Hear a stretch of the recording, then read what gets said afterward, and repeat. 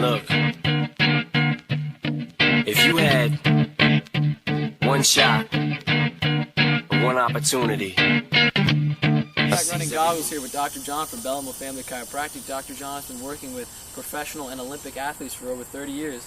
And Dr. John was actually on our last video about, drinking and what to drink before and after races. And now we're going to be doing a pre-race stretching video. So Dr. John, tell us why it's so important and why we should always do it before and after running. Absolutely no one. There is no athlete at the junior high school level that's going to get anywhere, not get anywhere, zip, if he doesn't learn how to do these proper stretching maneuvers, because these maneuvers will keep you from those little gradual injuries that bam hit you one day on the 400, 800, or 3200. We don't want that. We want to start working together now as let's say a 12-year-old, a 14-year-old, so you're ready to really take off at the time when you're ready to do it. So we're going to go over some really quick stuff right now, but yet very effective.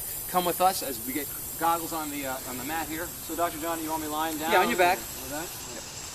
And what we're going to do is, the first thing we're going to do is we're going to get blood in the joints. So what I want you to do is just go ahead and just go back and forth a little bit, just bring it back, and we're going to get those sacroiliacs and those hip joints flaring in and out. What are we doing?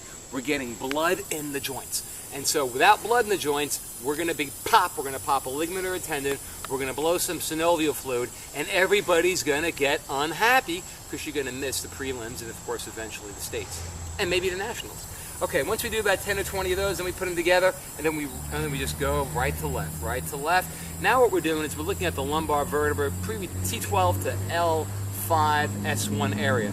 That's the vertebra that have the nerves that control your quadriceps and hamstrings. How important are those in running? So here we are moving those back and forth. We're good, we're warmed up right now. Now we're ready to roll. More blood in the lower back. We're going to stop. We're going to bring the knees up to the chest, and we're going to go slow and controlled, up again, and then down. I can actually feel it working out my core. Yeah, well, it gets right into the core. We're going to get into those lower 2-pack. We're going to hit the 4-pack, the 6-pack, and for those of you who are really athletic, the 8-pack. Here we go. We're going to do about 10 to 40 of these depending on what's going on that day. Remember now, a lot of guys run 8 a.m., 8:30, and then they got to run again at 12, and they got to run again at 2 or 3. We've got to get the blood in the joints each time that we run a race if we want to be most effective. Then we're done with those. We're going to take a break, and now what we're going to do is we're going to start opening up some of these spaces. So take a break as we now do that. Drop your head down, please. Thank you. We're going to bring one leg up, hands behind, and then what we're going to do is we're going to dorsiflex and plantar flex, dorsiflex and plantar flex. Look at these ankle right here, the Achilles tendon, the tarsals, the metatarsals. We're getting everything worked on here. Why? Prevention of injury. Guess what comes down here? You ever hear of a shin splint? We're talking the anterior tibs. At one point, after I do 20 to 40 of these, I then get my one hand, I grab this sucker right here, and I go slow and control. There we go. Look at that bad boy. Look at that stretch. You see that right in there? That's getting blood in the joints. It's getting the hamstring ready. It's igniting the quads. We're going to really rock and roll. Do some gastrocnemius, a little soleus, and we're going to perform to our optimal potential. Go ahead and drop that down. So how long should we do these stretches for? 10 seconds? Everyone's different. Every age group is different, but you got to go slow and controlled. Okay, slow and controlled, slow and controlled. A lot of these guys will do stretching and they'll bounce, bounce, bounce, bounce, bounce. No bouncing. Slow and controlled. What did I say? Slow and controlled. Slow and controlled. Okay, drop that leg down right now for me. You're going to put the right ankle on the left knee. Right ankle on the left knee. And then what I'm going to have goggles do is just contact this little area right here. And what he's going to do, he's going to rotate and he's going to abduct that right in there. Now, you've heard of all kinds of I-band issues in running as well as in all kinds of high school, college athletics and professionals. We're going to go ahead, we're going to push that out. We're going to work the hip pointer in there. Okay, you want to work the hip pointer before the pointer slams you and keeps you out for 6 months to a year. So as he pulls that out, he's now done. Now what we're going to do is we're going to keep it like that, and what we're going to do is we're going to go ahead and bring 2 hands underneath this thigh. 2 hands under, and then we're going to just gently just make sure we've got a good flexion in there, back and forth.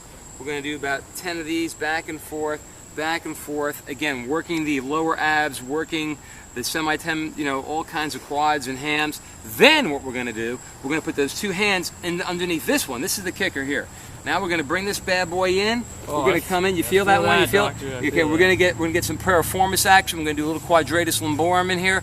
We're going to really get that lower back and that hip really ready to go. Okay, now we're going to go ahead and we're going to release that a little bit. And there we go. Then we're going to switch it around and then we're going to switch. So we're going to come back over here. Now what you could do is you could put both hands underneath your goggles and we're going to bring that in, and we're going to straighten out this leg. This is the key, straightening out the leg, and now we're going to drop our head, and then we're going to just go ahead, in, 2 inches, in, 2 inches, in, 2 inches. Go ahead, Gogs. So the Gogs has got it going on now. You see, he's working it, he's pumping it. So what is this stretch? He's getting a working? slight pump in there. This right here is working again. We're getting that whole hip girdle in good shape. Blood, blood, blood. Without having to do a 20-minute run. I mean, this is just getting the blood all warmed up. So okay? are you saying we should skip a 3-lap warm-up, or still? No, the 3-lap warm-up is good. What I'm saying is do this before you do this. Depending on, again, the age level and the competition, but I like doing my stretching after I get a little blood in the system. So you want to go ahead and do your little warm-up, but then you want to go ahead and you want to do the stretching, do another little warm-up, and bam, you're ready to hit that 400, that 100, that 200. I guess we're doing 60s these days too, right? Okay, so now we're going to go ahead, we're going to rotate this out, and we're going to go ahead and grab this ankle, we're going to give this a hug, and now we're going to bring it in. You feel that? Oh, yeah. Yeah, man. Now look at this right in here. Look what we're stretching here. All this and all back up in there. We've got to go. Glutes, right? Now you could have, like one of his guys, he loves hanging out with his Big Ben, one of the top freshmen here in Central Florida, and he can get Ben to lean on here and just gently apply a force, gentle. Okay, or you can just do it yourself, hug it, and bring that sucker in. Now, if you want to let it go for about 2 inches, then rotate the ankle. Here we go. We'll rotate. There we go. And now we're hugging. And now we're bringing it in. See the difference in that? Really, I do. Different angle. Same thing when you're training.